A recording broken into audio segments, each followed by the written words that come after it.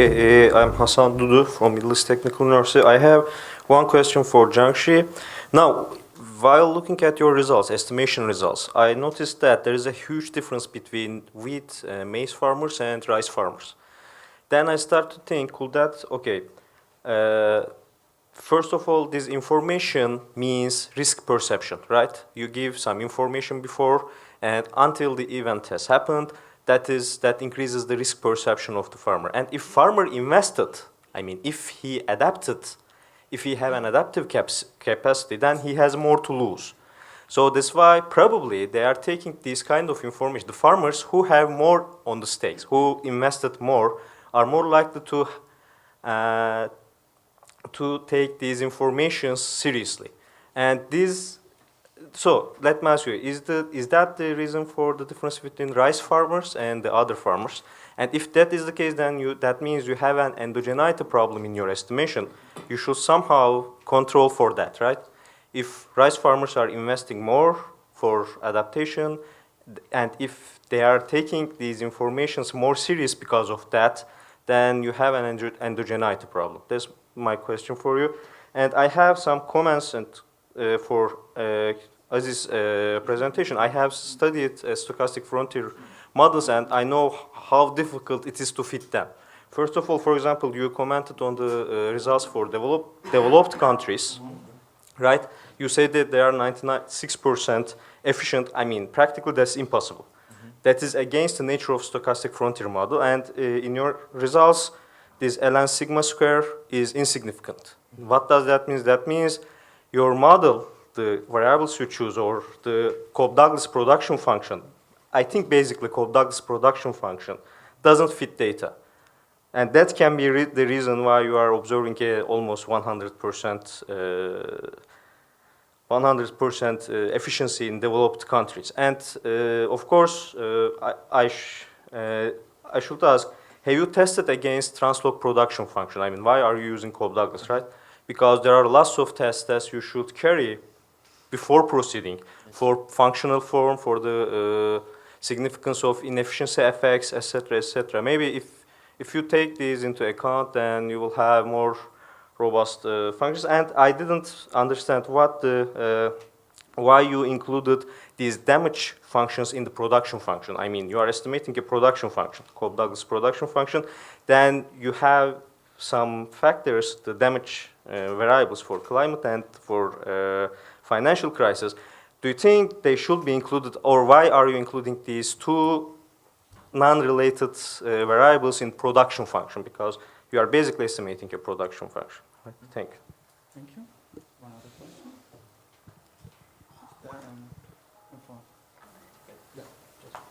Go ahead, please. Thank you. It's José Ferres from Brazil. I have one question for Kida also. In fact, you define two ways to measure food security. The first one is food supply. And I would like to ask if you adjusted this measure regarding international trade, for example, considering imports or exports, because I think this is important. Even if you don't produce, you can at least import. And in this way, you should introduce some other variables like, I don't know, exchange rate and these things.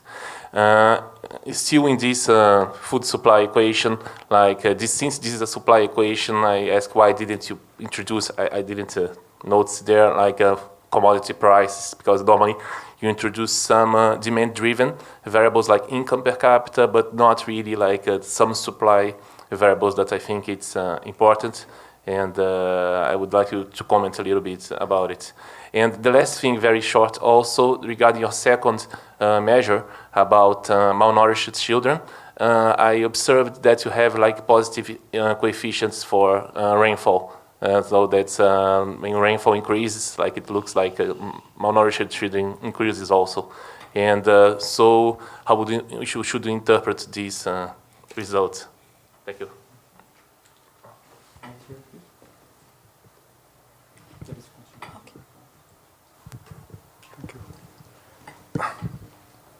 Mohamed Salah Matousi, University of Tunisia. My question is for Dr. Young.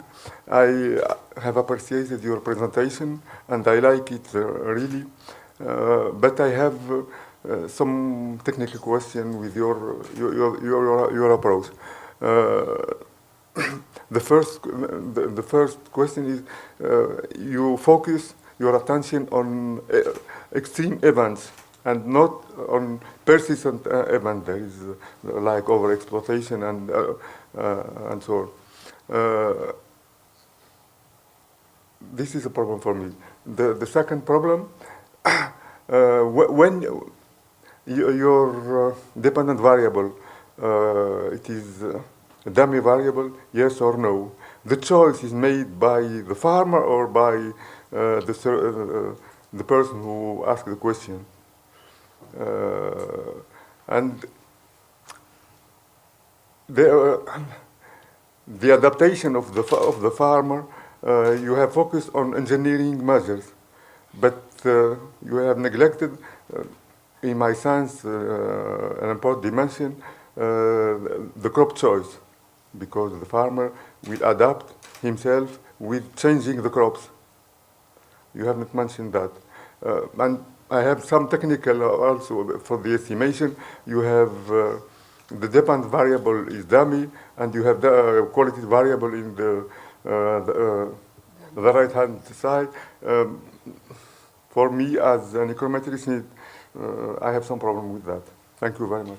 Thank you. We'll give time to our presenters to react. And this Miguel has a question. There's one question. We'll get back to for second round of questions. Just time to react. Please. Okay. Oh, thanks very much for your comments and questions. These questions are very important for my research. Firstly, I answer the first one.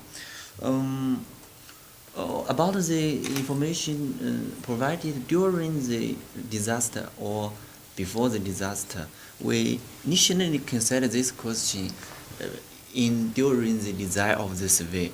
We just want to, actually, in China, when disaster occurs, the information provided to villagers or farmers before the disaster or during the disaster. So, but in this research, we integrate these two information together. So we designed the dummy variable that if the villager received the information, we give the 1, or otherwise we give the 0. Maybe your question also is very interesting. Maybe we can separately consider the information service or before the disaster or during the disaster.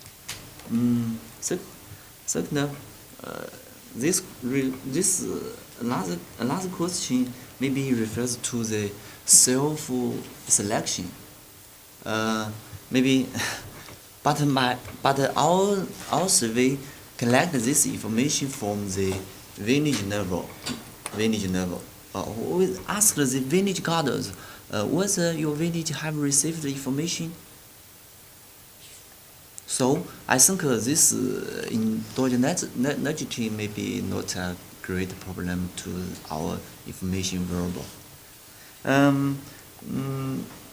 About your questions, you mentioned the extreme weather events. Why our research just consider the extreme weather event, but not the common climate change? Because our research focuses on the short-term impacts. In China, the extreme weather events such as floods and drought are very common in rural areas. So we just want to explain the impacts of the extreme weather events on farmers' behavior. So we designed the above sampling approach. We firstly specify the countries that have experienced disaster or not experienced disaster in the past 5 years. So we just want to specify the extreme weather events and the impact this on the farmers' behavior. Yeah. Okay, maybe I want to add some information about that my research. The most important, I think, in this research is the information provided to the farmers. There may be exist a issue on this, is that this information first need be received by villagers and then passed to the household and farmers. So we assume that the information that village guards received has automatically delivered to the farmers. Okay, so I think this may be a question worth to further discussed. Okay, thank you. Thank you. Somnama? Okay, thank you for your questions. The first question is why we use a fixed effect model. We have panel data, and we begin by using OLS to see if we have good result. But we know that with panel data we can have unobserved characteristic for countries, and our result will be based. It is why we decide to use fixed effects or random effects, and after it is important to choose the adequate method, and we use the Einstein test, and after we use only fixed effect. It is not a problem of data. Okay, the second questions. Food supply. I don't know if I said it. We don't use food production, the country food production. For our variable, we use food production plus food import minus food export plus stock variation to see. Because we know that when we talk about food supply, it is important to see if or how countries are able to import food production. The second question, you talk about control variables. I didn't really. I have which variables you talk. We have already included. Income per capita. I don't know if you talk about this or Exchange rate. Because if you have imports and exports, exchange rate would be important to assess. Yeah, and in our estimate we use food price, but we have in the recent version we want to replace food price by real exchange rate to see if we have a good estimate. And the last one, rainfall level. That is a good question. We have already get a comment of this, and we try to find or to explain why the coefficient of the level is the sign of the coefficient of the level is similar than the volatility. And what I can say is that your comments are welcome to help us. Yes. Thank you. Aziz? Yeah. Thanks, Hassan, for your comments. I found them very useful, but they are not surprising for me. I know this. Yeah, the first question regarding the financial functional form, that's true. We have to conduct hypothesis testing and to see if inefficiency model is relevant or the functional form is relevant. The problem at the moment is we have a problem with the translog functional form because we have a convergence problem. We are not getting the appropriate results. So we have to work on it. Not for all the samples, but for some samples, we have that problem. That's why, for now, we're sticking to the Cobb-Douglas functional form. but it's very good. I'm sure we will also ask the same question if you did the hypothesis testing or not. The second question is, you have in a short period of time you notice this very small in the very blue picture. I tried not to show you, but you notice it. It shows that you work on this. You use the same methodology. That's why you got it. But I knew it. I know this problem exists. Yes, for high-income countries, we have an insignificant result. This basically means that the whole model for the high-income countries is not working, but it is working for other 3 samples. That's why, again, as you are suggesting, maybe it's because of functional form. That's true. We have to think what we can do about this. And for the production function, it's also true. This we have to treat, and I treat these variables as an exogenous variables in the inefficiency effects model. But I noticed that when we take the temperature of precipitation and include it as an environmental variable into the production function, because we assume that climate change will also affect the agricultural production, unfortunately we don't have this data. So we use these variables because these are extreme events. We use them as a proxy for the climate variables, flood and. Even in that case, you cannot put anything in the production function. That is not a choice variable for producer, right? The climate and all the other exogenous variables should go into the inefficiency effects because farmer cannot choose to financial prices of extreme. But what? That's true. Yeah. Okay. Okay. We can discuss this later. Second round of questions. Miguel, Munir.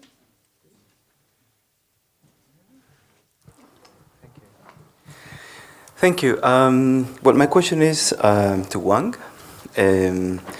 I found all the presentations very interesting, so I will just focus the artillery towards one. It was very interesting. I was a bit concerned, and there are more comments than questions, because as far as I understood, you have cross-sectional data, right? You have cross-sectional data. Yeah. So the problem I see, based on the estimations you presented, is that the allocation of these policies, like these information systems, most probably are not allocated on a random basis, right? So you have a non-random, most probably policy. So the informations, about the systems are not allocated across villages randomly. They're driven by certain factors. So therefore, you may have a non-random process, and therefore you have selection bias, right? The other problem is indigeneity, which is actually coming from the villages themselves, because you are arguing that you are giving information to the heads of the villages, but you're assuming perfect or symmetric information between villagers and these heads. At the same time, the use of this information highly depends on non-observable variables, like the level of education and so forth, which I'm not sure whether you were controlling for, but, and therefore, the estimation that you presented without controlling for this potential endogeneity problems will simply draw inefficient estimates and biased estimates. So my question is, or my suggestion is to explore sample selection approaches, because you, as far as I understood, you haven't done it. Thank you, Miguel. I have 2 questions. Question for Aziz. As you estimate the model for the full sample and the stochastic frontier model for the 4 group of countries with high levels and small levels of income, why you find for the full sample country the mean of technical efficiency, I think 62%. But for all the other groups, usually the mean is higher than 70%. Yeah. And my question for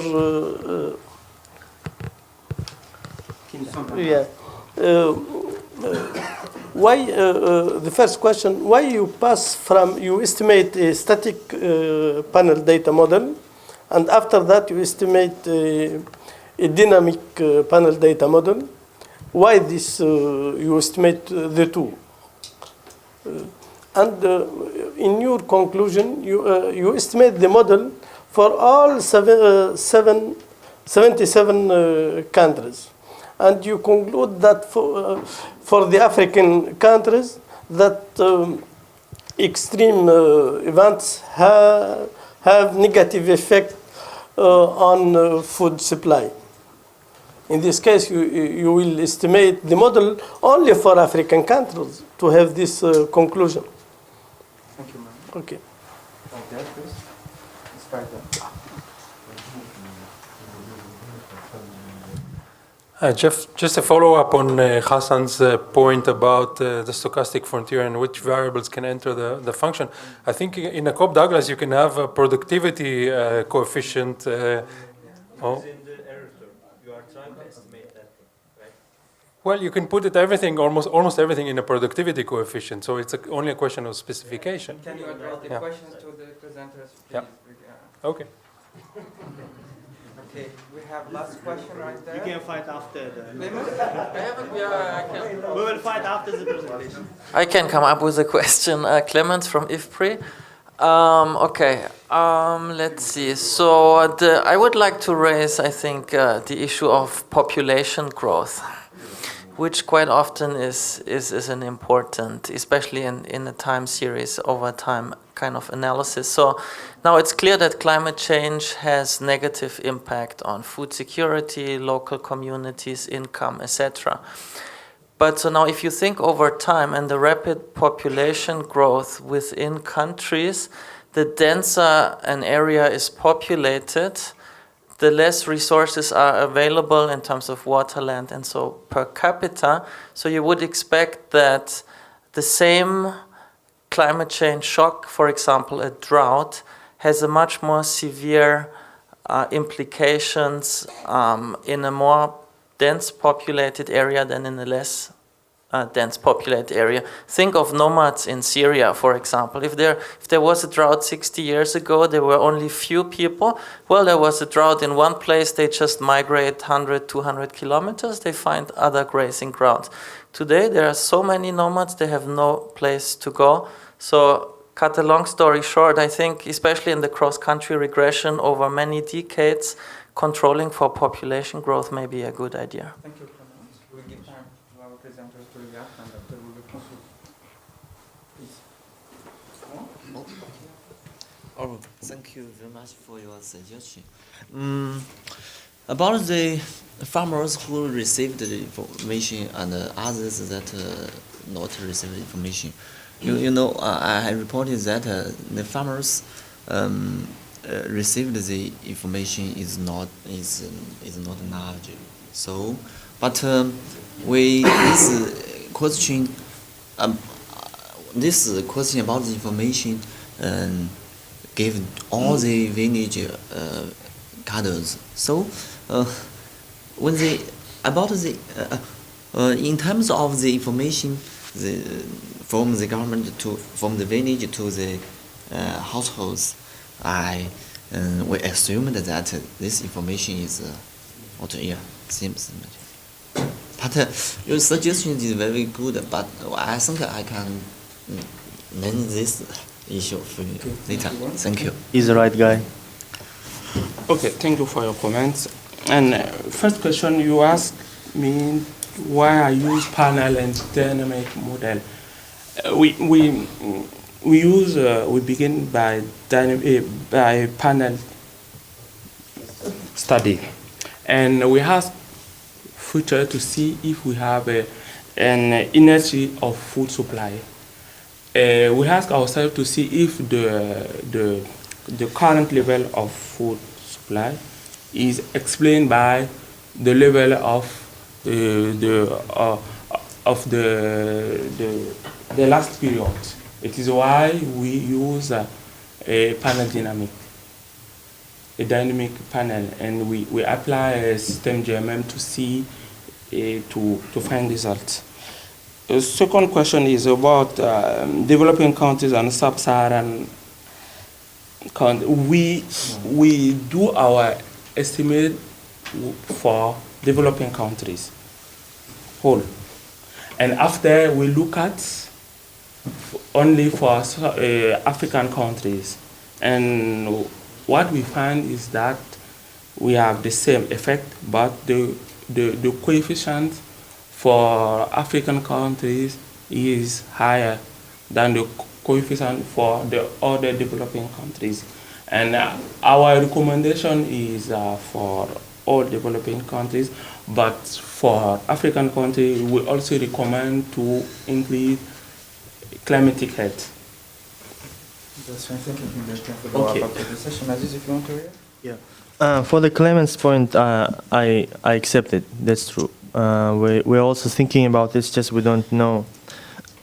we have time. We had time constraint to check this, where to put this variable. But that's a good, very good comment, and we take this as it is. And for the Munir's question, Munir, I think if you notice, when I showed when I explained the methodology, I showed the OLS, deterministic approach, and stochastic frontier approach, how it's constructed. And your question would be very valid for the OLS estimation, which uses the traditional production function, which takes the averages. When we estimate the stochastic frontier function, stochastic frontier production function, each sample has its own sample. So it means each sample has its own reference group. It's not the same across the samples. That's why you see that when you average all these 4 samples, it's not coming to the average 0.62. But it's a very valid question, and for the first time, you can see that there is some kind of mistake, but it's not a mistake. It's just each sample has a different reference group. Thank you very much, Aziz. I will not really keep it more. It's time for lunch. Thank you for coming. Thank you a lot. I'm sorry to keep you for more lunch.